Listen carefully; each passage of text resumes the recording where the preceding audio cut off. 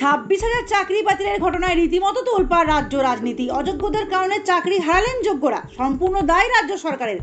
এমনই অভিযোগে শনিবার বিকেলে দুর্গাপুর বাঁকুড়া রাজ্য সড়ক অবরুদ্ধ হলো এসএফআইয়ের বিক্ষোভ সমাবেশে। দাহ করা হলো মুখ্যমন্ত্রীর কুশপুতুল। ব্যস্ততম দুর্গাপুর বাঁকুড়া রাজ্য সড়কের শ্যামপুর মোড়ে এই দিনের এই প্রতিবাদ মিছিলের দরুন প্রায় আধ ঘন্টা যান চলাচল স্তব্ধ হয়ে যায়। মুখ্যমন্ত্রী যে অপদার্থতার কারণে আজকে যোগ্য শিক্ষকদের এই সময় যোগ্য শিক্ষকরা চাকরি হারা হলো। এই অপদার্থ দুর্নীতিবাদ মুখ্যমন্ত্রী, যার মন্ত্রিসভার দুর্নীতির কারণে আজকে যোগ্য অযোগ্যকে চিহ্নিত করা গেল না, অযোগ্যতে ভরে গেল। অবরোধ তুলতে দুর্গাপুর কোকোবেন থানার পুলিশের সঙ্গে রীতিমতো বচসা ও ধস্তাধস্তিতে জড়িয়ে পড়েন এসএফআইয়ের কর্মী সমর্থকেরা। সাময়িকভাবে পরিস্থিতি উত্তপ্ত হয়ে ওঠে।